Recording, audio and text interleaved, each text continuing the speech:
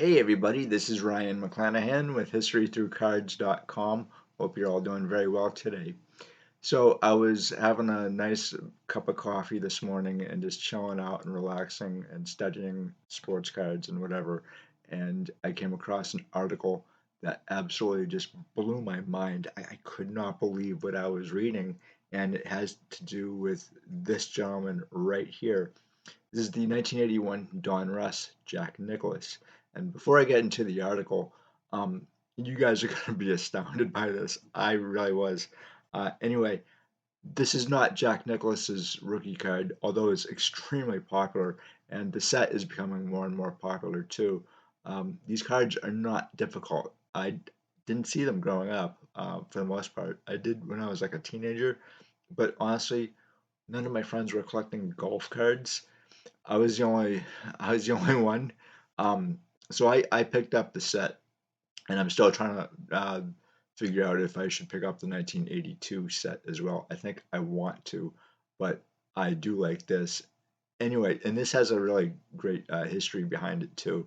However, um, Jack Nicklaus's rookie is in the 1971 Barrett Goldflake, and it looks like this.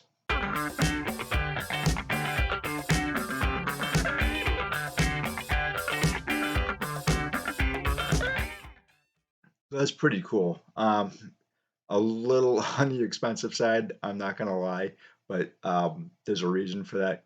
It's Jack Nicklaus, and so the article that I'm gonna read to you, it is brand new. Actually, it came out I believe yesterday, and you guys are just I'd love to hear what you guys have to say in the comment section below, and I'll meet you on the flip side of this. This is from golfmagic.com, August 11th, 2023, by Ben Smith. Per se, a district court judge ruled on 1 August that Jack Nicklaus's former business partner, Howard Milstein, would retain the rights to Nicklaus's name, image, and likeness. Eyebrows were raised in May 2022 when it was emerged the Golden Bear was being sued by his own company, Nicklaus Companies. The lawsuit brought by Milstein alleged tortious interference, breach of contract, and breach of fiduciary duty against Nicklaus and his company GBI investors. It was argued that Nicklaus had engaged in quote unquote repeated acts in bad faith against the best interest of the company, including acts to intentionally and maliciously undermine the company. Nicklaus Company argues it paid the 18-time major champ and 73-time PGA Tour winner $145 million in May 2007 for exclusive rights to his course design services, marketing, promotional, and branding rights. Other claims against Nicklaus include the icon improperly negotiating with officers of Gulf Saudi.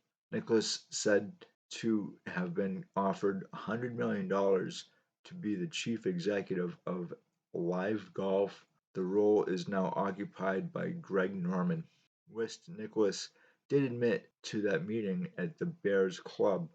He claimed he did so out of courtesy.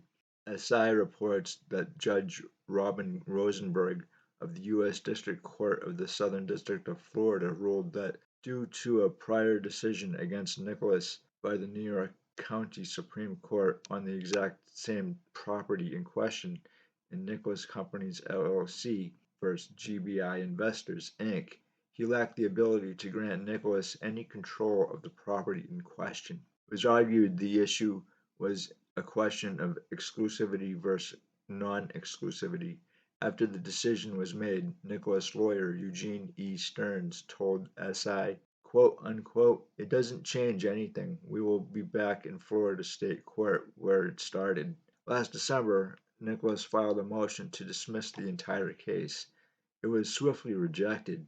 It was the same time his deposition was made public, which you can read here, and I'm not going to actually do that. Anyway, Nicklaus argued his former business partner, Milstein, acted as if he owned me. Below are two key exchanges where Nicklaus claimed Milstein tried to control every aspect of my life. Question: what led to decide to end your employment? Nicholas: I just had enough. I had enjoyed a successful career in both professional golf and the design of golf courses, and I had earned the respect of many throughout the world. I had turned my success in sport into success in business, and then I ruined it by allowing Howard to invest in that business. I did not want to be under Howard's control any longer, so I decided it was time to end my employment with the company and begin the 5 years I needed to serve before I could design golf courses and endorse products on my own again. Question: did your relationship with Mr. Milstein change after he obtained permanent control over the company? Nicholas: it did. Once Howard had permanent control over the company, he acted as if he owned me. He tried to control every aspect of my life, from what I did to whom I spoke with to where I went, as if I was his property. I always tried to be respectful, but there was no respect in return. I also tried very hard to make the relationship work, but it became increasingly obvious that I had aligned myself with a person who didn't respect me as a human being. I can't imagine that Jack Nicklaus isn't gonna take this to court further and try to get it overturned because, again, it is his own name that he cannot now use, and this is not actually unusual. This happened with Bob Ross and Bob Ross's son Stephen a number of years ago, where Stephen was basically granted 51% of the Ross estate, and it eventually went into the hands of the Kowalskis. I know there's a documentary about Bob Ross and his life, and it was pretty good. I felt really bad for the guy because I think he was taken advantage of in a lot of ways by these two people. But this actually represents the fact that you really need to vet the person that you are doing business with, or people, or businesses. And you have to really make sure that you have dot the I's and cross the T's when it comes to business. Um, this will be challenged, I'm pretty sure. What is up for grabs is $145 million. And Jack Nicklaus, he's still alive. So the fact that he can't use his name or likeness in maybe products or advertising or whatever, that doesn't seem right to me. Because he, again, he still is alive. But even so, the right of privacy and the right of your name and your likeness, I would think that that is yours alone and nobody else's. But apparently, the judge doesn't think so in this case, and sided with Nicholas's former business partner, who's 70 years old. Can you imagine, though, just for a minute, that you form a business and all of a sudden you get kicked out of that business, which, that happens. It happened to J. Warren Bowman, of all people. I wrote a pretty lengthy article on Warren Bowman getting kicked out of his own company and having to sue his company to get it back, and that actually happened. And just for a second here, imagine if Warren Bowman actually did not gain control of his company after 1936. We wouldn't have the cards that we have today had he not done that.